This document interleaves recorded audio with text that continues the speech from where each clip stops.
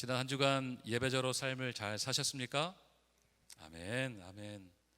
오직 하나님만 주인 삼고 하나님만 섬기는 하나님의 뜻대로만 살기로 몸부림하는 우리의 평생의 삶이 되었으면 좋겠어요.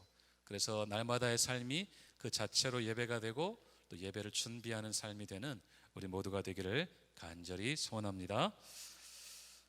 우리가 세상을 살아가는 일에 있어서 가장 기초가 되는 것이 있습니다. 바로 믿음입니다. 꼭 종교적인 믿음이 아니라 일반적인 그런 믿음 말입니다. 우리가 믿음이 없으면 단 한순간도 살기가 어려운데요, 그 이유는 믿음이라고 하는 것이 우리의 삶 속에 깊숙이 자리 잡고 있기 때문입니다. 한번 예를 들어볼까요?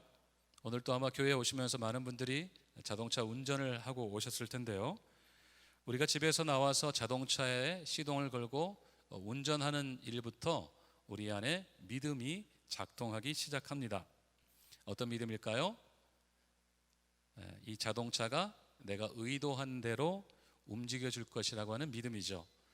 내가 시동 버튼을 누르면, 키를 돌리면 시동이 걸리고, 내가 조작한 대로 핸들을 움직이는 대로 자동차가 방향을 바꾸고, 내가 가스 페달을 밟는 만큼 속도를 맞춰주고, 내가 필요할 때 브레이크를 밟으면 자동차가 서줄 것이라고 하는 그런 믿음이죠. 만약에 이런 믿음이 없다면 우리가 자동차에 시동을 걸 수 있겠어요?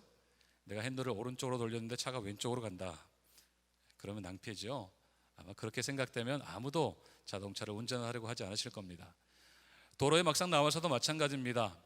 그림에 보이시면 이렇게 운전을 우리가 하고 가는데 이쪽 반대편에 오는 차들이 있죠. 우리는 그 차들에 대한 믿음이 있습니다. 어떤 믿음일까요? 이 차가 노란 선을 넘어오지 않을 것이라는 믿음이 있죠.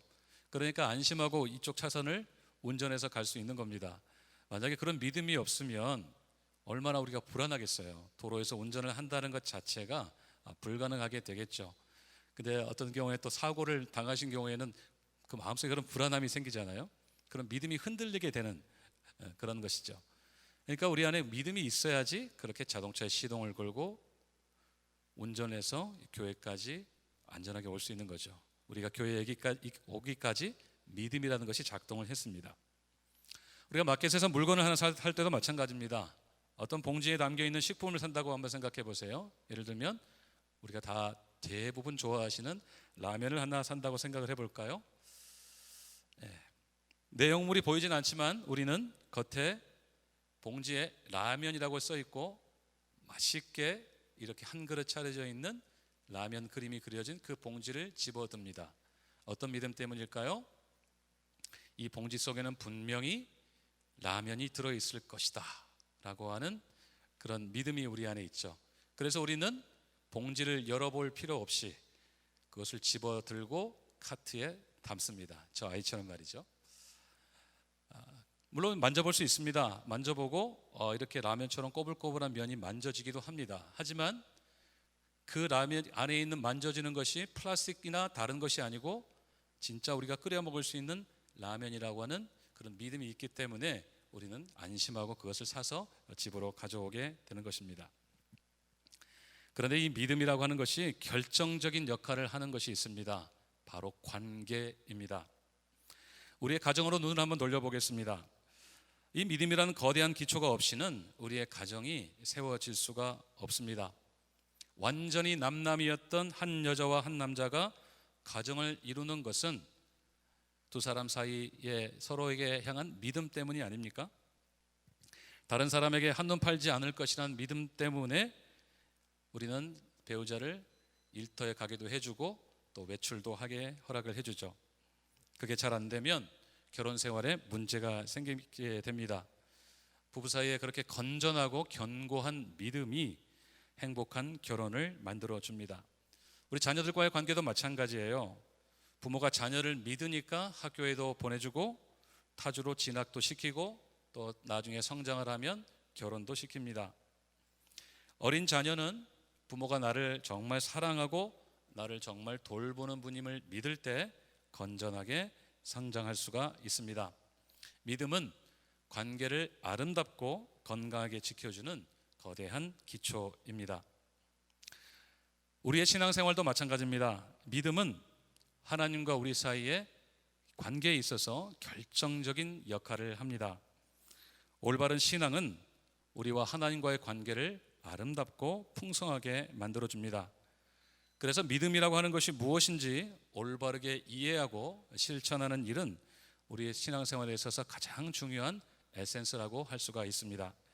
그래서 오늘부터 저는 2주간에 걸쳐서 이 믿음이 무엇인지에 대해서 함께 살펴보려고 하는데요. 오늘은 우리가 읽은 히브리서 11장, 믿음장으로 알려져 있죠. 히브리서 11장을 함께 보시면서 믿음이 무엇인가 함께 생각해 보도록 하겠습니다. 우리가 가장 먼저 눈여겨보아야 될 말씀이 6절입니다. 우리가 6절 말씀을 함께 읽겠습니다. 시작.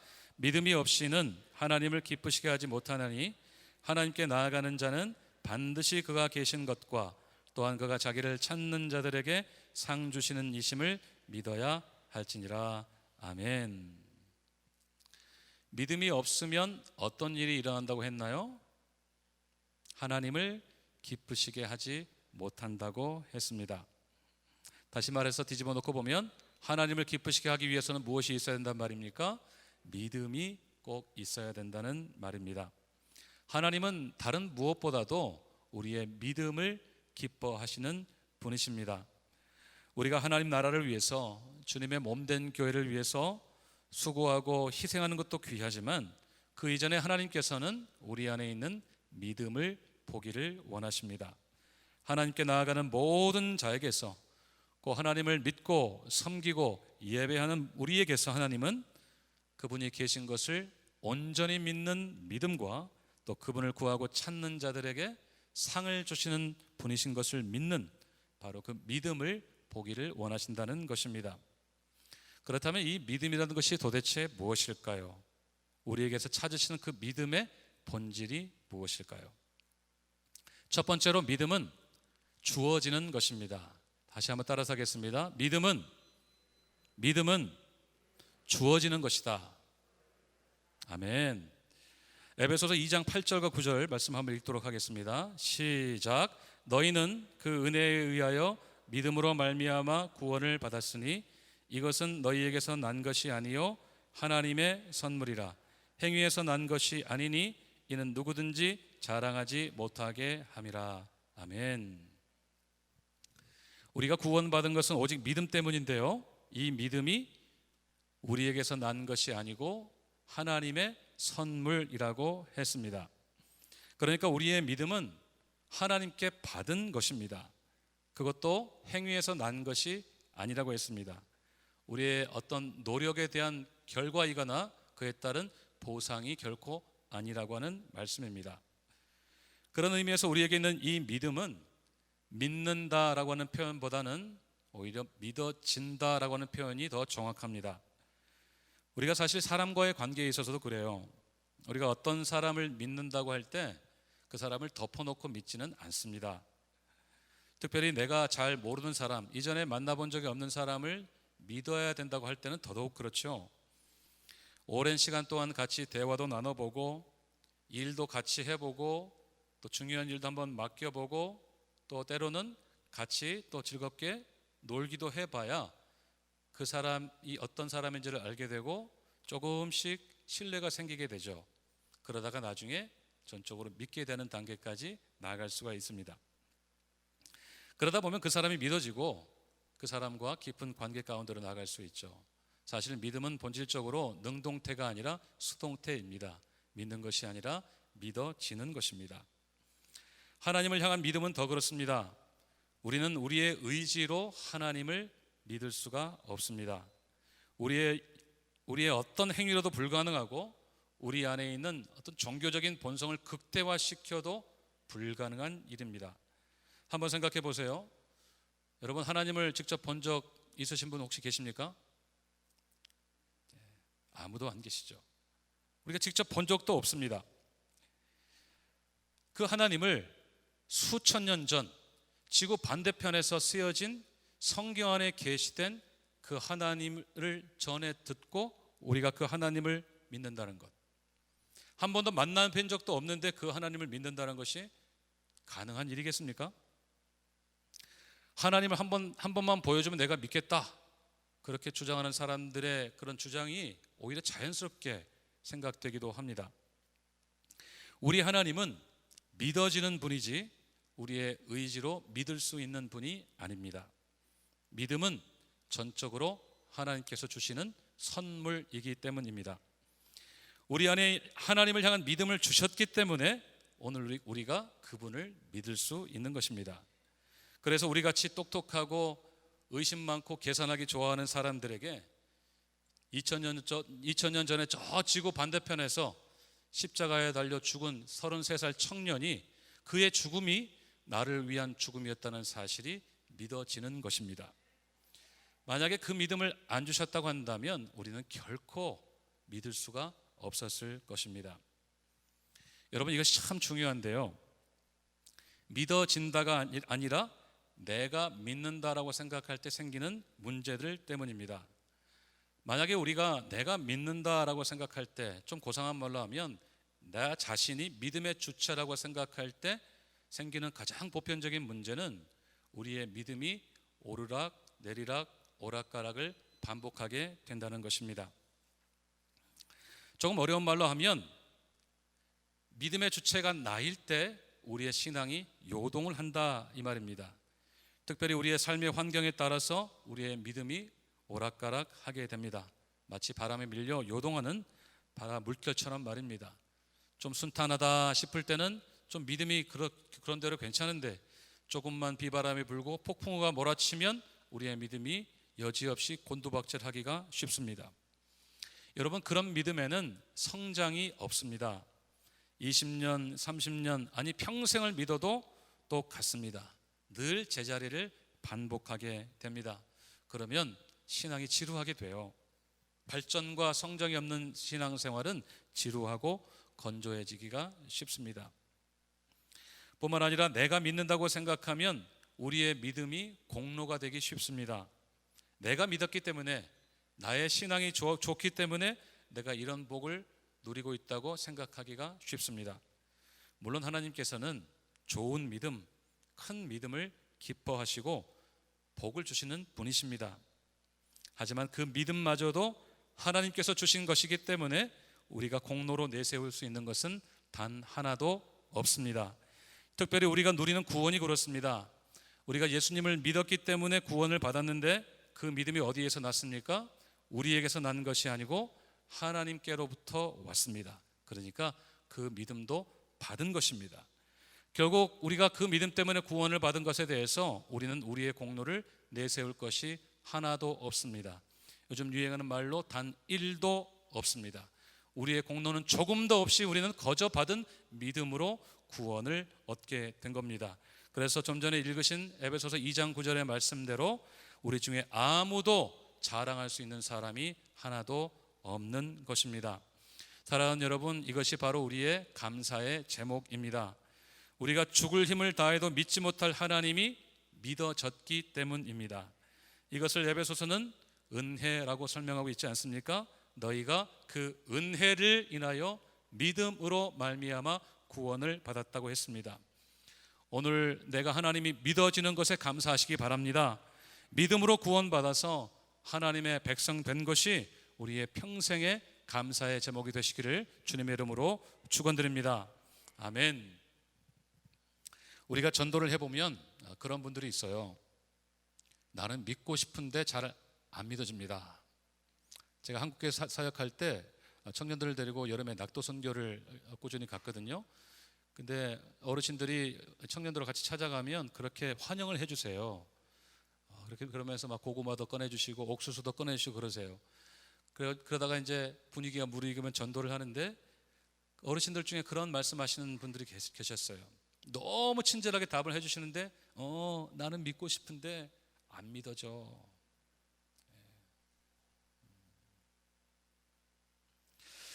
근데 여러분, 그게 참 맞는 말이에요.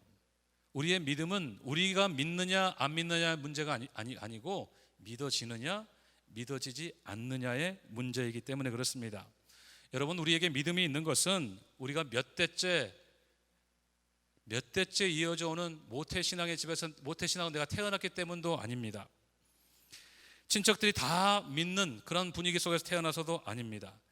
교회 중직자나 목회자나 선교사의 가정에 태어나서도 아니고 심지어는 순교자의 가정에 태어나서 내가 저절로 믿는 것은 더더욱 아닙니다.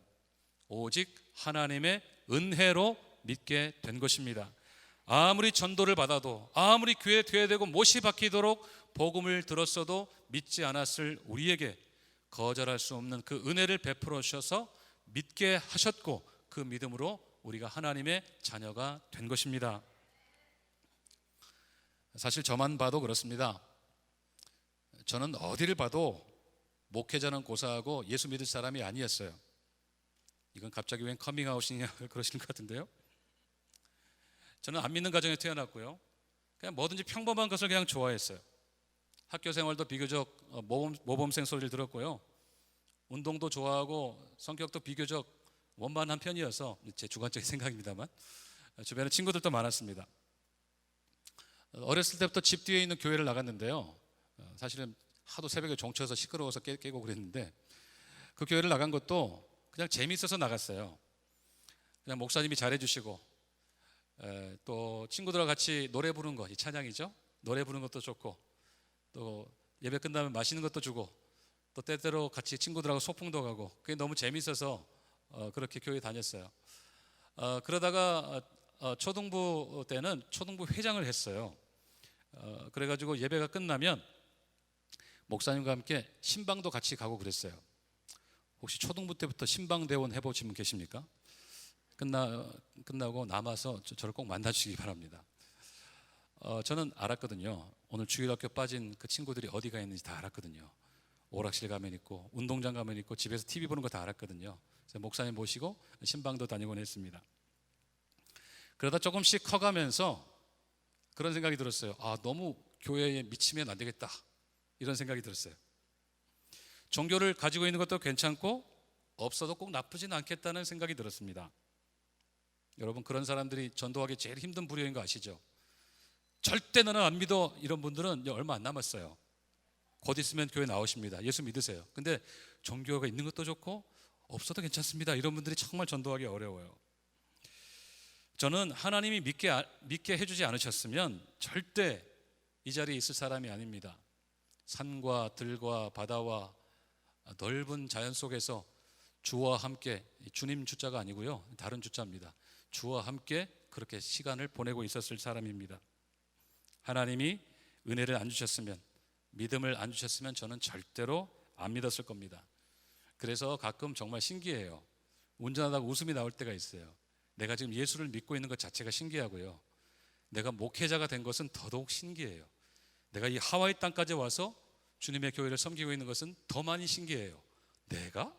하하하하 혼자 웃고 그렇습니다. 정말 이 모든 것들이 저에게는 불가능한 일이었어요. 정말 아찔한 생각이 들곤 합니다. 하나님이 나에게 믿음을 안 주셨으면 난 지금 어떻게 됐을까? 여러분, 꼭 기억합시다. 믿음은 전적으로 하나님께서 우리에게 주신 것입니다. 우리가 믿는 것이 아니고 믿어지는 것입니다. 바로 그 믿음을 우리에게 선물로 주셨고, 우리는 그 믿음 때문에 구원받아 하나님의 백성이 되었습니다. 다음 기회에 또 자세히 나누겠습니다만은, 성령께서 오늘 또 우리에게 믿음을 주고 계십니다. 그래서 우리가 믿고 있는 이 자체로만으로도 우리는 평생 감사하며 살아야 합니다. 오늘 또 나에게 주신 그 믿음 때문에 우리가 이 자리에 나와 있기 때문입니다. 두 번째로, 믿음은 성경적인 지식과 동의어가 아닙니다. 믿음은 아는 것을 전적으로 받아들이는 확신이 있어야 합니다. 우리는 흔히 성경을 많이 알면 믿음이 좋은 것으로 착각하기 쉽습니다. 왜 성경을 많이 아시는 분들 앞에 서면 왠지 주눅 들고 초라해지잖아요. 저도 그래요. 목회자보다 성경을 많이 아신다 싶으면 어디 빨리 그냥 약속이 생겼으면 좋겠어요. 괜히 막 그런 생각이 들지 않습니까? 그런데 진정한 믿음은 모든 하나님의 말씀을 진리로 받아들이고 전적으로 확신하는 것을 포함합니다. 그래서 믿음에는 두 가지 측면이 있는데요, 그것은 지식과 확신입니다. 성경적인 교리를 잘 요약해 놓은 문답서 중에 하이델베르그 캐터키즘이 있습니다. 요리 문답이 있는데요, 제21문을 보시면 참된 믿음이 무엇인가 라고 질문을 하고 답을 이렇게 적었습니다. 참된 믿음이란 하나님께서 말씀으로 계시하신 모든 것이 진실하다는 것을 알고 믿는 것을 의미합니다. 알고 또 동시에 믿는다고 했습니다. 어떤 책에서는 확실한 지식과 확실한 신뢰라고도 표현합니다. 오늘 본문 6절을 다시 보시면 하나님이 계신 것을 믿어야 된다고 하지 않았습니까? 이것은 믿음이 하나님이 계신 것을 아는 것으로 끝나면 안 되고 그것을 확신하고 받아들이는 것까지 가야 된다는 것을 의미합니다. 캐나다에 클라렌스 바우맨이라는 목사님이 계시는데요, 캐나다 개혁교회를 섬기시는 분이십니다. 딱 봐도 목사님같이 생기셨죠? 참 은혜롭게 생기신 목사님이신데요, 목사님이 벨직 신앙고백서 해설서를 적으면서 이 책을 쓰시면서 하이델베르그 이 문답을 가져와서 설명을 하시는데 이렇게 적었어요. 믿음이 지식을 포함한다고 할지라도 믿음은 지식만 포함하는 것이 아닙니다. 믿음은 또한 신뢰도 포함하는데 그 신뢰는 하나님께서 당신의 말씀으로 계시하신 모든 것을 나 스스로가 진리로 받아들인다는 것을 의미합니다. 참된 믿음은 성경이 말씀하는 모든 것을 진리로 믿고 받아들이는 것입니다. 지식으로 끝나면 안 되고요, 알았으면, 지식을 얻었으면 그것을 마음으로 믿어야 진짜 믿음이라는 것입니다. 다시 말씀드리지만 성경 지식은 믿음과 동의어가 아닙니다. 지적인 동의도 믿음이 아닙니다. 그렇지 맞지, 그것도 믿음이 아닙니다. 아는 것을 확신하고 마음으로 받아들이는 것까지 가야 그것이 진정한 믿음인 것입니다. 지지난주 설교 말씀 메시지를 혹시 기억하신지 모르겠습니다. 하나 되게 하신 것을 힘써 지키라는 말씀, 에베소서 4장 말씀을 가지고 말씀을 드렸는데요, 계속 이어지는 4장을 쭉 이어서 읽어보시면 하나됨에 대한 부연 설명들을 쭉 하고 있는 것을 볼 수가 있습니다. 특별히 4장 13절을 보면 이런 말씀이 있습니다. 우리가 다 하나님의 아들을 믿는 것과 아는 일에 하나가 되어 온전한 사람을 이루어 그리스도의 장성한 분량이 충만한 데까지 이르리니. 바울은 믿는 것과 아는 일을 구분해서 설명을 하고 있는데요, 예수님을 아는 지식과 그분을 믿는 믿음에 있어서 온전히 하나가 되라고 하는 의미로 볼 수 있습니다. 그러니까 결과적으로 지식과 믿음이 합쳐져서 이루는 온전한 믿음 안에서 하나를 이루라라고 하는 권면인 것입니다. 그것이 온전한 그리스도인으로 성장하는 길이라는 의미도 동시에 볼 수가 있습니다. 이 둘이 따로 가면 온전한 믿음도 온전한 그리스도인됨도 또 성장도 없다고 하는 것입니다. 그래서 우리는 여러분 항상 질문해 보아야 합니다. 나는 내가 알고 있는 말씀을 진정 마음으로 믿고 있는가? 나에게 주시는 말씀을 전적으로 신뢰하고 받아들이고 있는가? 내가 믿고 싶은 것만 골라서 믿고 있지는 않는가 질문해 보아야 합니다. 우리가 아는 모든 것들, 그동안 들은 것들, 읽고 묵상하고 배운 모든 것들을 있는 그대로 믿는 우리 모두가 되시기를 주님의 이름으로 축원드립니다. 아는 만큼 뜨겁게 믿는 우리 한인 기독교회 되시기를 주님의 이름으로 축원드립니다. 세 번째로, 진정한 믿음은 삶으로 증명됩니다. 한 번 더 따라서 하겠습니다. 진정한 믿음은 삶으로 증명된다. 아멘. 오늘 본문에 나오는 인물들을 천천히 살펴보십시오. 또 읽지는 않았지만 11장 전체에 나오는 믿음의 사람들, 소위 말하는 믿음의 명예 전당에 올라와 있는 이분들을 자세히 한번 살펴보십시오. 이들은 하나같이 하나님께서 주신 믿음을 삶으로 살아낸 사람들이었습니다. 알고 믿고 살아냈습니다. 그들의 믿음은 막연한 관념이나 추상적인 개념이 아니었고 삶으로 확실하게 드러난 믿음이었습니다. 대표적으로 7절에 나오는 노아를 보십시오. 그는 아직 보이지 않는 일에 경고하심을 받아서 경외함으로 방주를 준비하여 그 집을 구원했다고 했습니다. 하나님의 말씀을 있는 그대로 믿었을 뿐만 아니라 그는 말씀 그대로를 살아냈습니다. 그래서 그의 믿음은 오늘 본문 1절의 말씀대로 바라는 것들의 실상이었고 보이지 않는 것들의 증거였습니다.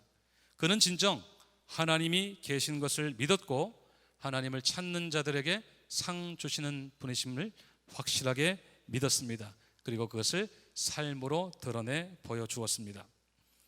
특별히 노아의 믿음은 방주를 짓는 내내 삶으로 나타났습니다. 그의 삶은 차라리 싸움이었다고 하는 것이 좋을 것 같습니다. 몇 달, 몇 년의 싸움이 아니었기 때문입니다. 장장 120년 동안 지루하고 긴 싸움이었습니다. 비 한 방울 안 올 것 같은 수많은 나날 동안 마치 폭우처럼 쏟아지는 수많은 사람들의 비방과 조롱과의 싸움이었습니다. 또 동시에 자신과의 싸움이었을 겁니다. 10년, 20년, 50년, 100년이 지나면서 노아도 사람이었기 때문에 그런 생각 들지 않았겠습니까? 정말 비가 올까? 지금이라도 멈출까? 이거 다 헛고생으로 돌아가는 것 아닌가? 사람들이 저렇게 손가락질하고 욕해야 되는데 더 할 이유가 있을까? 그렇게 생각했을지 모릅니다. 하지만 노아는 보이지 않는 하나님을 마치 보는 것처럼 믿고 신뢰하는 가운데 끝까지 자신이 감당해야 될 무게를 감당했습니다. 끊임없이 포기하려는 자신을 부인해야 됐고 자신의 믿음에 따른 대가도 지불해야 했습니다. 사랑하는 여러분, 우리의 믿음은 살아낼 때 증명됩니다. 야고보서에서 반복적으로 강조하는 것이 무엇입니까? 특별히 2장에서 행함이 없는 것은 죽은 것이라고 했고 또 헛것이라고까지 했습니다. 18절에서 행함으로 믿음을 보이라고 했고 22절에서는 아브라함을 가리켜서 행함으로 그의 믿음이 온전하게 되었다고 했습니다. 심지어는 24절에서 이렇게 적었습니다. 같이 한번 읽겠습니다. 시작. 이로 보건대 사람이 행함으로 의롭다 하심을 받고 믿음으로만 아니니라. 자칫하면 오해할 수 있는 말씀입니다. 행함으로 의롭다함을 받나? 그런 의미라기보다는 진정한 믿음은 반드시 무엇으로 나타난다? 행함으로 나타난다는 의미로 볼 수 있습니다. 우리가 누군가를 진짜 믿으면, 진정 믿으면 그에 따라 행동하지 않습니까? 믿으니까 내가 소중하게 생각하는 것도 맡기고 부탁하고 또 같이 교제도 깊이 나누고 그렇게 되지 않습니까? 마치 그렇듯이 하나님을 향한 믿음이 진짜 믿음이면 하나님의 말씀에 전적으로 따르게 된다는 것입니다. 다른 말로 하면 하나님의 말씀에 순종하게 된다는 것입니다. 그런 의미에서 믿음은 순종과 동의어라고 할 수가 있습니다. 믿음을 뜻하는 헬라어 단어 피스티오는 일반적으로 믿는다 혹은 신뢰한다는 뜻으로 번역되는데요. 신학자 세이어라는 사람은 이 피스티오를 뭐라고 번역했냐면 믿음으로 자신을 바친다, to give up oneself up to in faith라고 설명을 했습니다. 또 유명한 신학자 모세 실바라는 신학자는 피스티오를 뭐라고 설명했냐면 to obey, 복종한다 이렇게 번역을 했습니다. 결과적으로 이 순종이라는 것은 우리의 믿음이 진짜인지 가짜인지를 가려내는 시금석이라고 할 수가 있습니다. 하나님이 계신 것이 믿어지고 그분의 말씀이 진리로 받아진다면 이제 우리가 할 일은 딱 하나입니다. 바로 순종입니다. 우리는 바로 그 순종으로 믿음을 보여야 합니다. 순종하는 믿음이 참된 믿음입니다. 순종하는 하나님의 사람들 되셔서 우리의 믿음을 증명하는 그 축복이 있으시기를 주님의 이름으로 축원드립니다. 말씀을 정리하면서 오늘 본문 6절로 한번 다시 돌아가 보겠습니다. 하나님을 기쁘시게 하는 믿음은 어떤 믿음이라고 했습니까? 하나님이 계신 것과 자기를 하나님을 찾는 자들에게 상 주시는 분이심을 믿는 믿음이라고 했습니다. 아벨도 보이지 않는 하나님을 믿었고 그 하나님을 간절히 찾는 가운데 믿음으로 제사를 드렸습니다. 그 제사가 가인보다 더 나은 제사라고 인정받는 상을 받았습니다. 에녹은 믿음으로 보이지 않는 하나님과 늘 동행을 했습니다. 그것이 하나님을 기쁘시게 했고 그는 죽음을 보지 않고 하나님께 옮겨져가는 상을 얻었습니다.